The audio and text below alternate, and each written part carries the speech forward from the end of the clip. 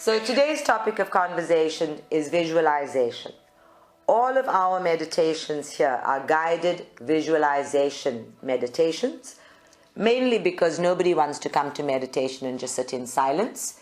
They want to be guided through something, taught something, share information, and grow. So if I just sat here silently with you, you would think that you hadn't come to anything at all. Visualization is one of the key techniques of predominantly Western tradition meditation, but it has its roots in almost every ancient practice of meditation. In Buddhism, in Tibetan meditation, all of the visualizations are used for, firstly, working in the light. There is always a clear intention in using visualization practices to bring divinity into being, to bring divinity into our own energy fields, and to work in the light. So the visualization of light has been a common Western tradition since meditation was stolen from the East and brought into the West. We are all familiar with light visualization techniques, whether we're working with the violet flame, or we're pulling light into our various chakras, or filling our energy systems with light, or healing the electromagnetic field with light. We are more or less familiar with visualization for that purpose. The other second predominant tradition of working with visualization, particularly in Tibetan visualization, was to use an image or an icon or a symbol as a vehicle of intent. Not just for manifestation, as we use it so commonly in the West, but a vehicle for intent for the grand consciousness. So sitting and visualization of a lotus flower, for example, would hold the intent of creating peace layer by layer by layer inside self, and layer by layer by layer in one's community, in one's environment, in one's country, on one's planet. Various Tibetan meditations, Buddhist meditations, Hindu meditations have utilized visualization as a way of impacting on the world, on one's environment, on the mass consciousness, by creating in one's own consciousness that which one desires for the highest good of all parties concerned. That highfalutin intentional work has been reduced to manifestation, so people have been taught to visualize the car that they desire and the house that they desire, and then they wonder why it doesn't just materialize. So, from those two examples, you may have gathered that visualization is the art of creating in your own mind and in your own consciousness a picture, an image of that which you desire to manifest or create for the highest good of all parties concerned in the world, which includes self. But visualization is a dynamic process, and it has a whole range of benefits for daily life, for practical life, over and above the experience of meditation. Firstly, the brain does not know the difference between what is real and what is not real. The brain does not know the difference between something that is past and something that is present and something that is potentially the future. It simply works with what is there as if it is experiencing it for the whole self, and creates memories, creates feelings and emotions around whatever it is observing or participating in. So if we go to a complete stranger's funeral, it is very likely that we will also pack up crying and be in need of tissues, because we are experiencing the event as if it is ours. Similarly, we will go to a very sad movie and cry. Children come home and have nightmares after watching a horror movie, because all of this information gets imprinted on the brain and on the cellular body as if it is ours. And long after that superficial event is over, the brain has kept it as a record of one's own experience. Because the brain does not know the difference between what is real and what is not real, we are able to guide it and train it with the dynamic visualization process. And it is a dynamic process because, firstly, visualization includes the use of the brain and specifically the butterfly-shaped glands at the fore of your brain, right above your fifth, third eye chakra. This means that the butterfly-shaped gland is able to interact with all three of your third eye chakras. Your third eye, fourth eye, and fifth eye chakras that are aligned in a straight line up the center of your forehead, from the bridge of your eyebrows to the tip of your head itself, where your hairline is. And that's where you'll find the hypothalamus, the butterfly-shaped gland that brings together the processes of your left brain and your right brain in what we would call a reasonable imaginative process. And it is a reasonable imaginative process in that much of the imagination, as it is, focuses on what we already know in order to create for the future. We can, however, utilize exactly that same process and bring the logic and the strategy and the assessing, evaluating left brain processes into harmony with the creative, intuitive intelligence of the right brain in the visualization process in order to visualize that which we have not yet experienced or that which we desire to create in our experiences. It is a dynamic process because, firstly, it engages with several chakras over and above the third eye chakras on your forehead and the crown chakra. It engages with different sensory perceptual tools and your capacity to sense intuitively. So if I said, visualize a duck, you would be able, from your memory, to picture a duck in your mind. And if I asked you if the duck was wet or dry, you would be able to expand that picture in terms of the weather around the duck and whether or not the duck had just been in water. If I asked you if the duck was angry or peaceful, if it had babies, if it was with a mate, an entire story would be able to evolve around your use of one duck and beginning to visualize greater and greater detail, because the storyteller of the right brain meets with the strategic evaluation of the left brain, and your duck will very likely not be shooting mooses. Your duck will not be fighting grizzly bears. It will be doing what ducks do. This is the thing.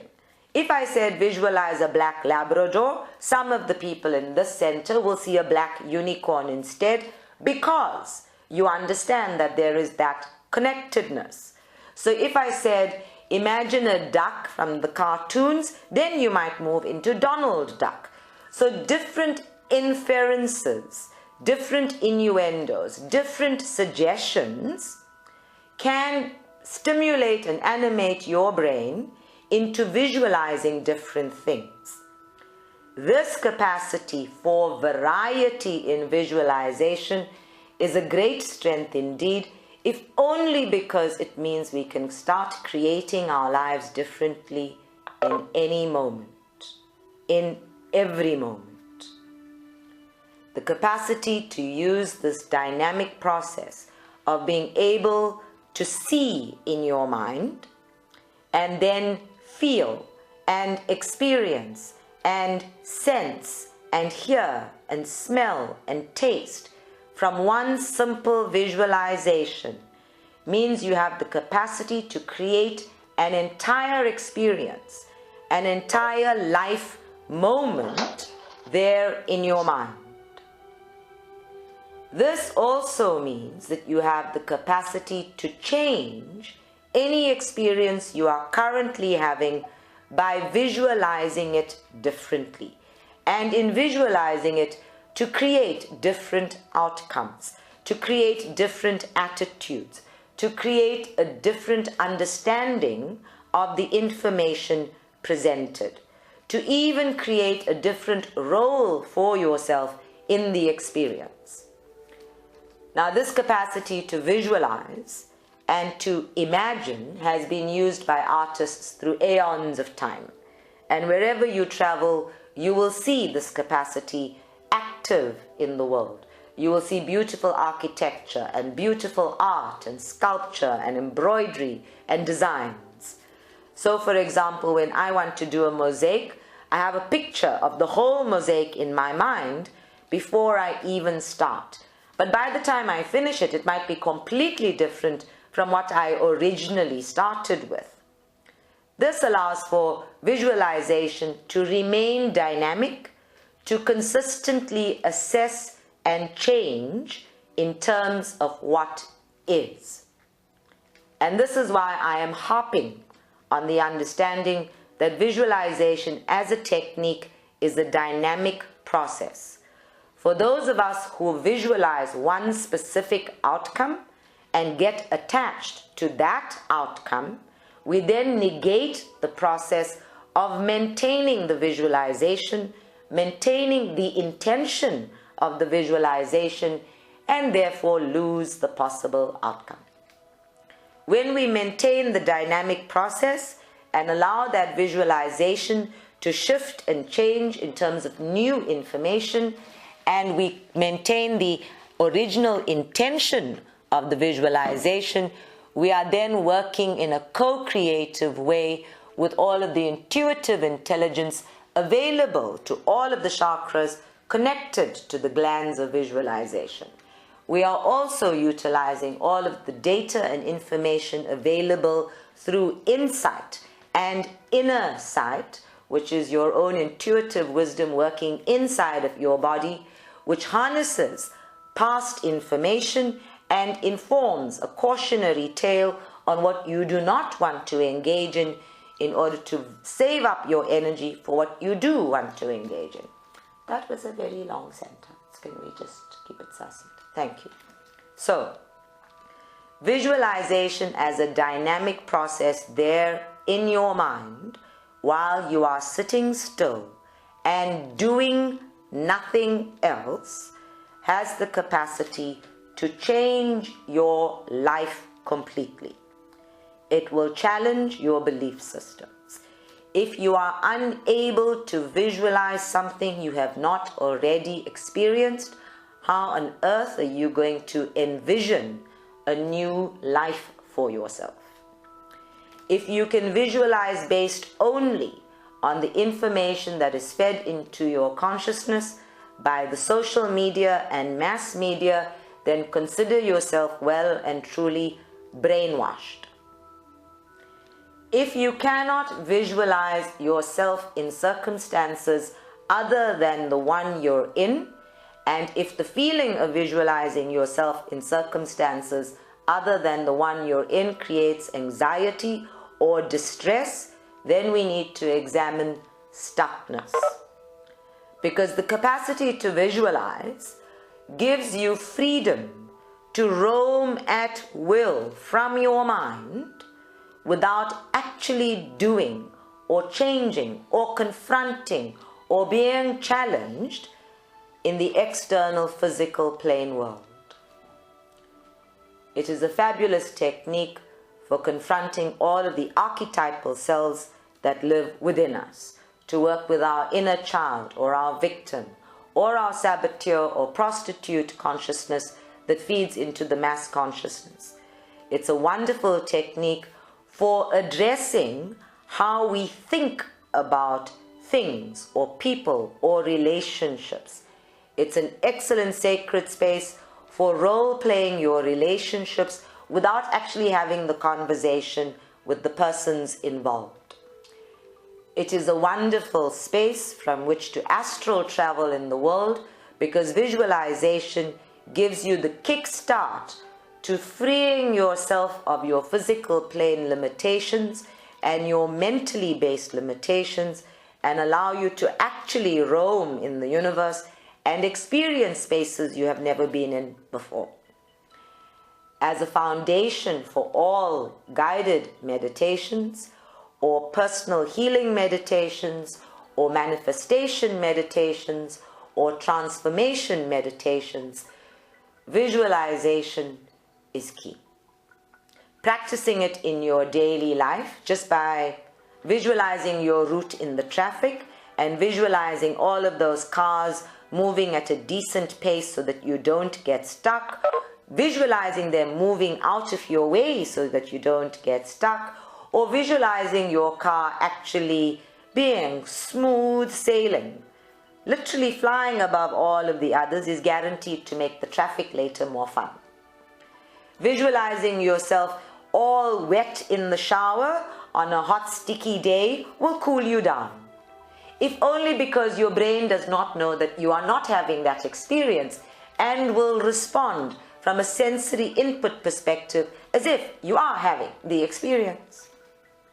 So I very often wake up alone in my house and visualize myself drinking my nice hot cup of coffee in bed before I get up and have to walk all the way down the corridor to get it.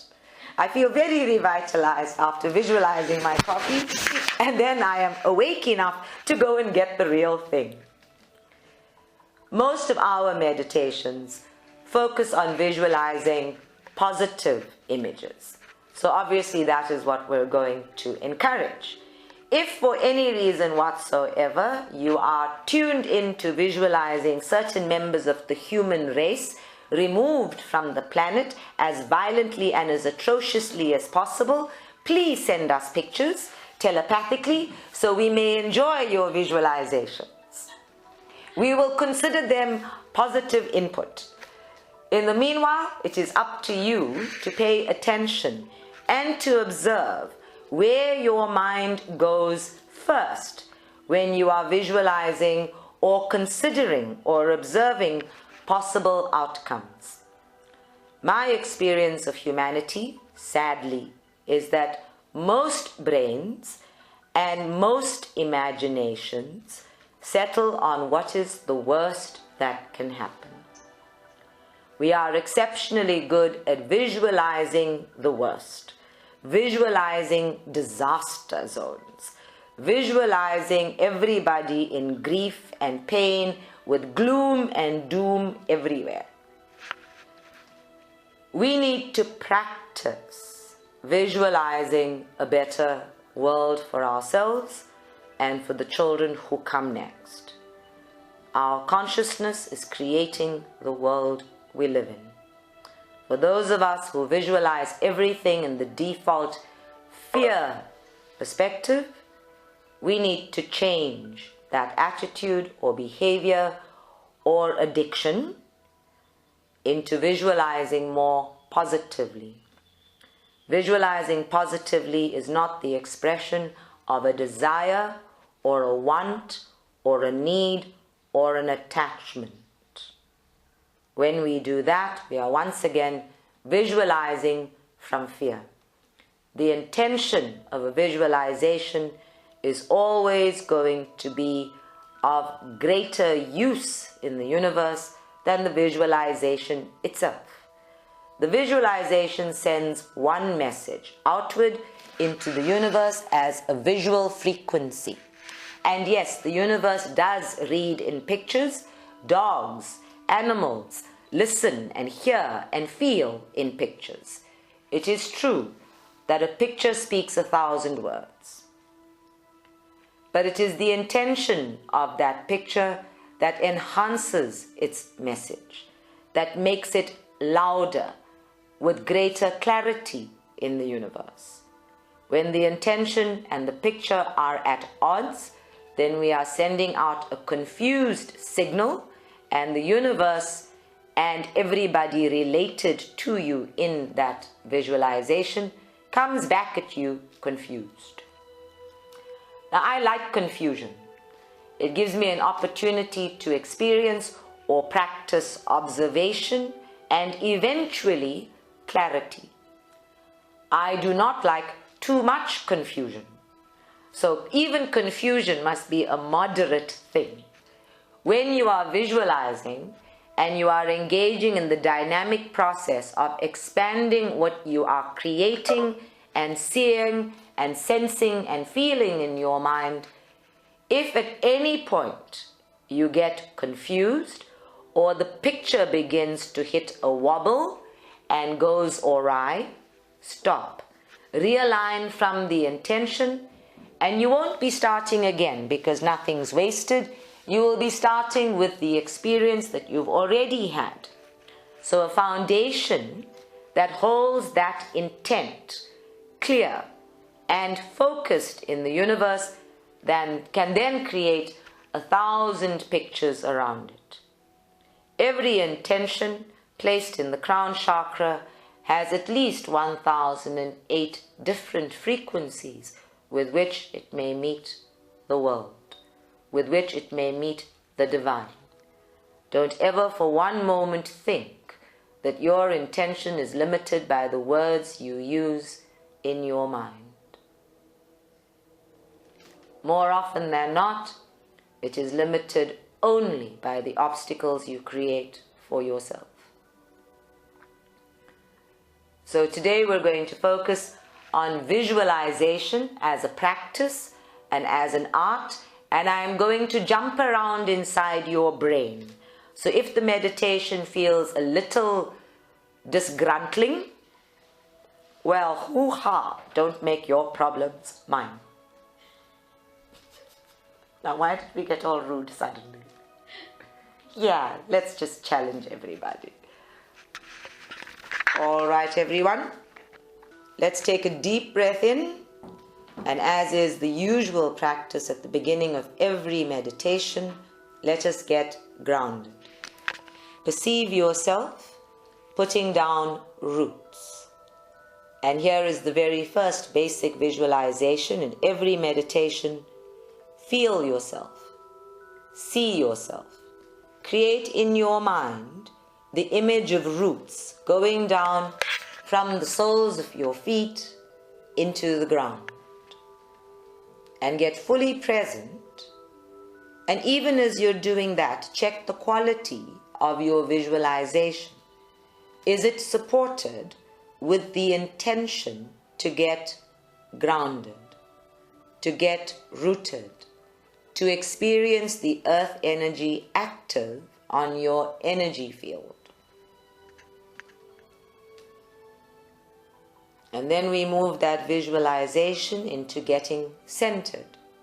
Now we imagine that your energetic spine, as it runs from the top of your head all the way down through the primary chakras into the ground, acts as a maypole, and your energy field flows around it like candy floss on a stick.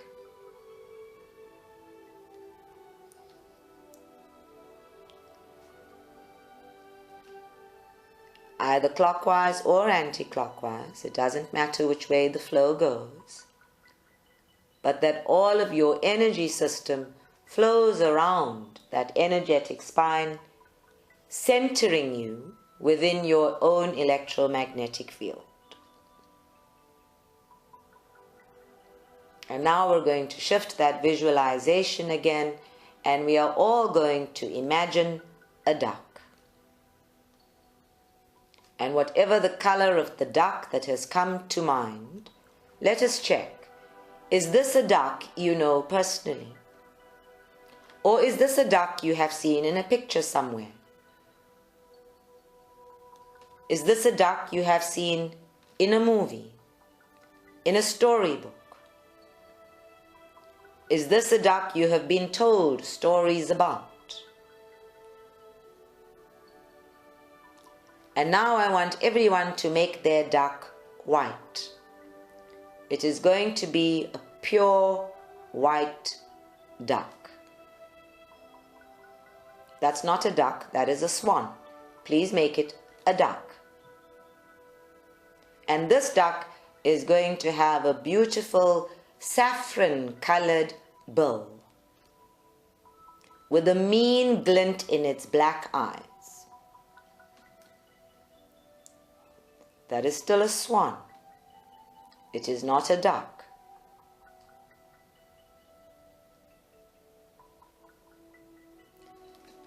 And for yourself, I want you to observe what is going on inside as I give each instruction or description to your brain.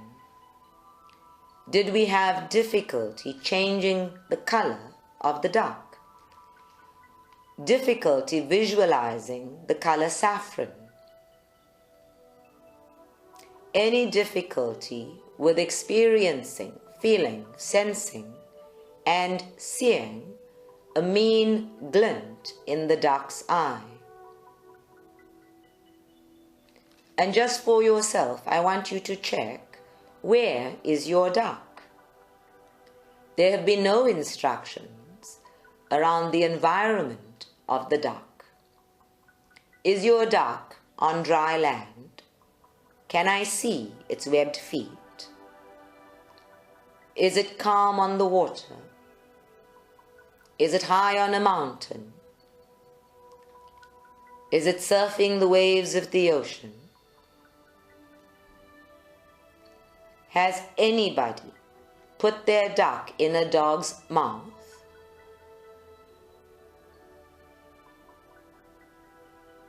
Has anybody put their duck in the middle of traffic? In any unlikely space? Has anyone put their duck on the butcher's block?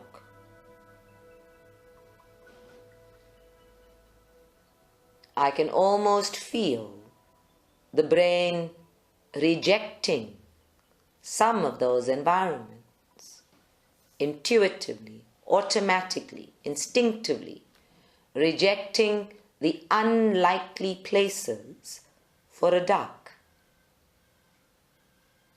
Did anyone put the duck in their freezer, in the refrigerator, in the sauna, at the gym, in Woolworths, at the jewelers, in the bank?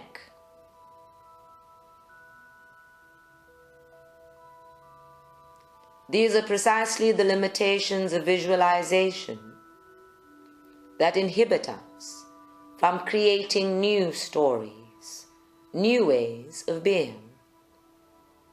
So there in your mind, I want you to discard the duck. Let us visualize instead a very large bird of prey.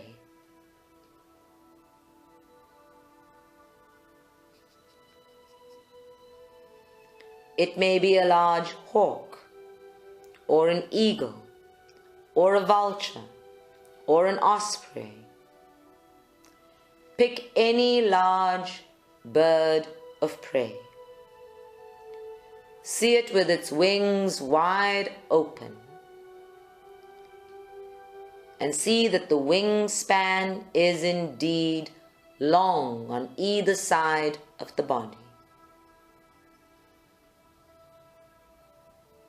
And there in your mind's eye, experience for yourself a breeze on your face when those wings move.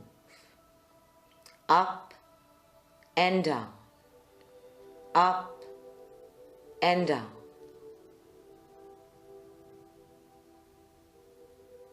And as you gaze at this beautiful creature,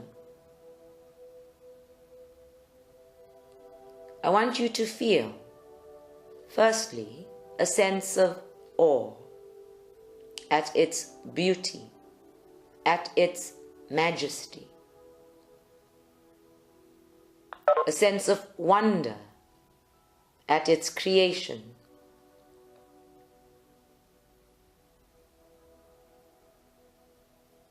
And as you do that, I want you to get in your mind and register in your short-term memory all of the details about the bird.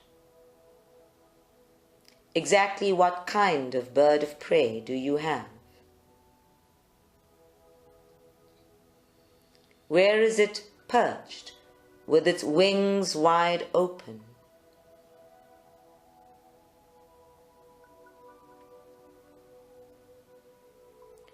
What are the colors of the bird?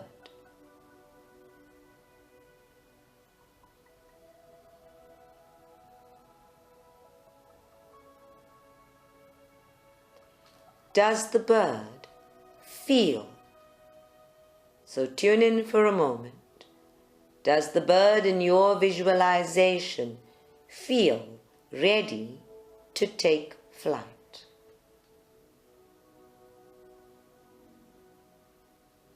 And before liftoff, let us check the weather report.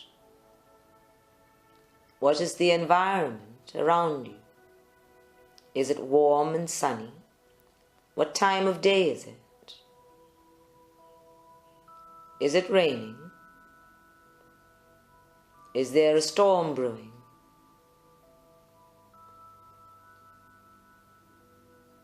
And before we get completely engrossed in the bird, let us take a look at you. Are you wearing the right shoes for this environment? Are you dressed appropriately? Do you have an arm pad for the bird to perch on in case it comes a little bit closer? How do you feel about being up close and personal with the bird of prey?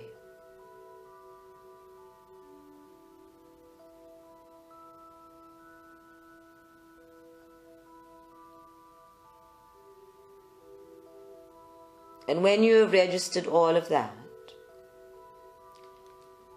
let the bird take flight. We set a clear intention for this bird to take flight. We set a clear intention for the bird's point of view to become your own. I see through the eyes of the bird. The bird's eyes become my eyes. I receive a bird's eye view.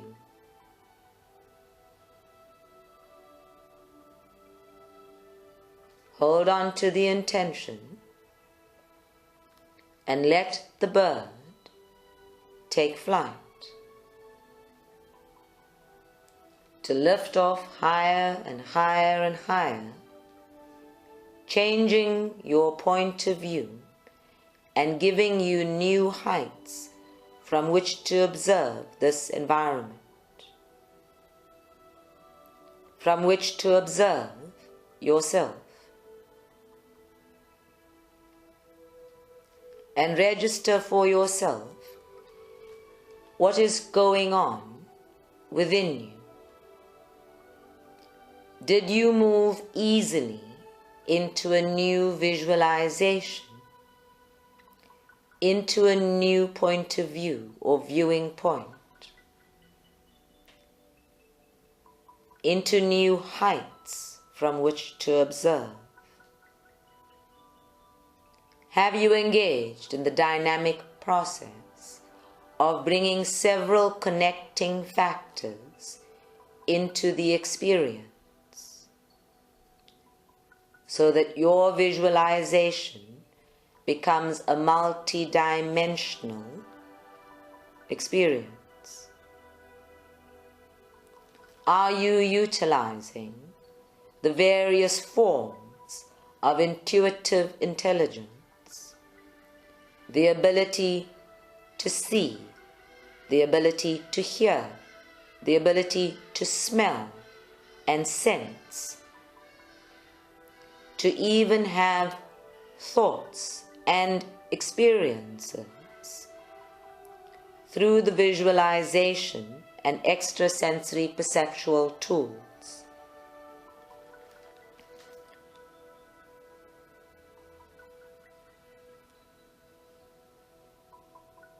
And while I have been talking, has your bird moved out of range? Or have you maintained the intent of being able to see through its eyes.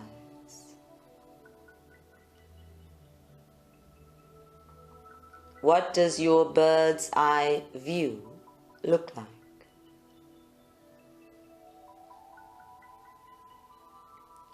What do you see from those heights?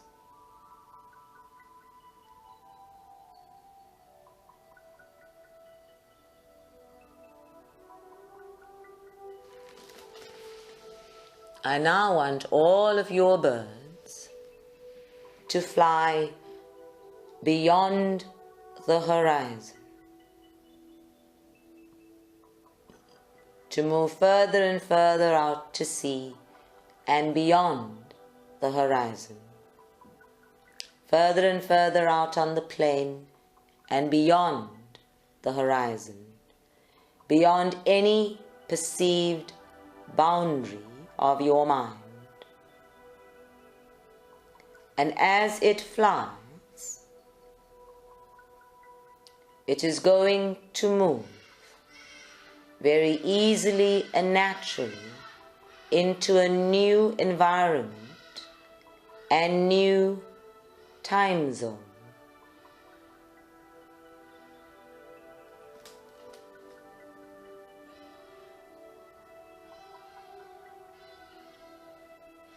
Guides, angels, masters, shift us in time. Bring us into a future moment as it is now. Bring us into a moment not yet in manifestation, not yet in creation, outside of our dreams and desires and attachments for our potential futures. Give us a bird's eye view of that which is still in the no-thingness and belongs to each and every soul as it is now.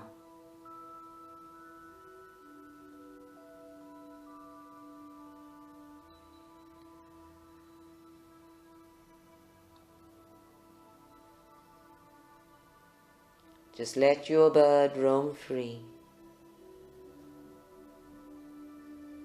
and experience for a moment if your brain has come to a standstill, if your visualization has moved smoothly into a new environment and a new experience, if you are able to feel and sense and know what is flowing or unfolding in this new time zone that is not yet.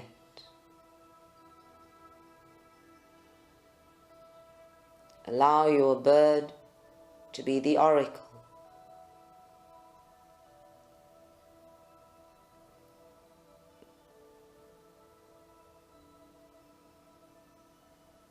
And maintain the intention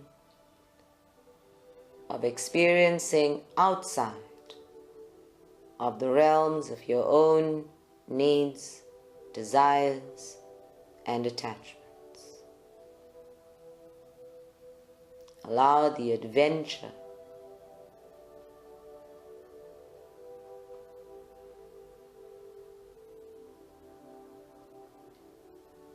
and allow the feeling of the adventure.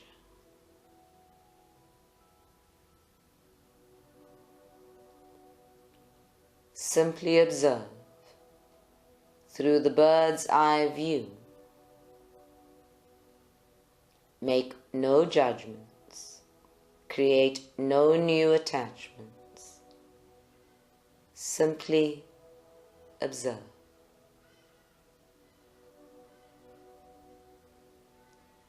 Here, beyond the limitations of the brain and past experience, lies all of the creativity that is the essence of soul.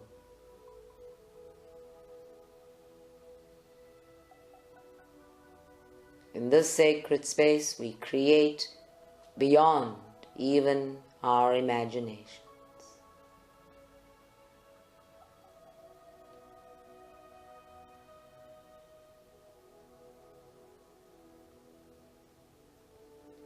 From here, everything is.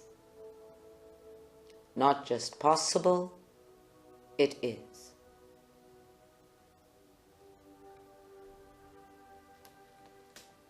And if there is no visualization at all, this does not mean that your future time zone does not exist in the now moment. It is simply an indication that the brain is clinging to what it knows in order to create what it perceives as the future. That the brain is clinging to creating every moment from the past.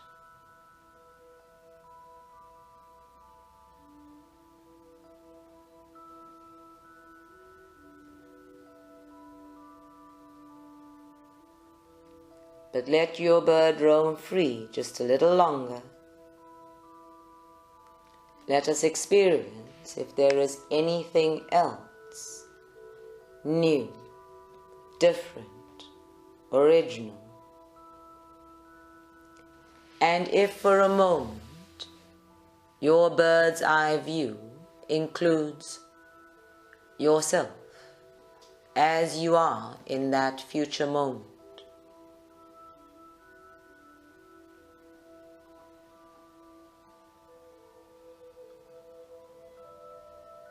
allow your short-term memory to register any details, and before you get too attached to the picture, bring your visualization all the way back to a white duck.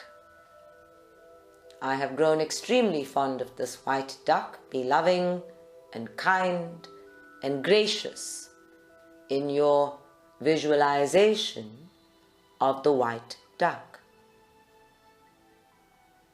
And for the one person in the room who persists in seeing a white swan instead of a white duck, you may all change your visualization to a white swan.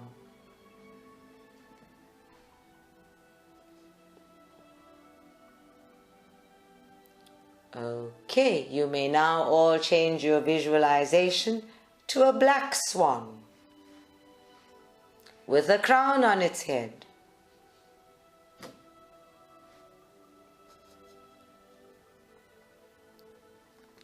On water, meeting a white swan.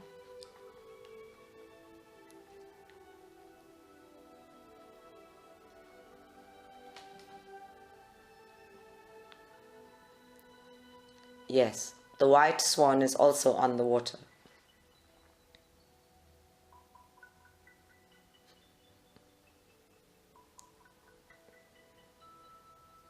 And if there in your visualization you have the urge to giggle and feel lighter and have some fun with meditating, go right ahead.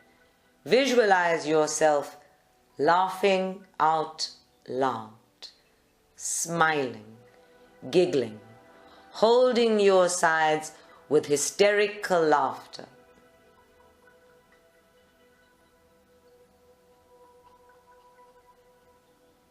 And if you're having difficulty with that visualization, then you should have come to the realization you need to have more fun. If you have any difficulty visualizing yourself as being lighter and brighter and more beautiful than you are in this moment, then you need to rethink some of the attitudes that you bring to your daily life. In fact, anything you have difficulty visualizing as being part of your daily life, as being part of who you are, is worthy of re-examination.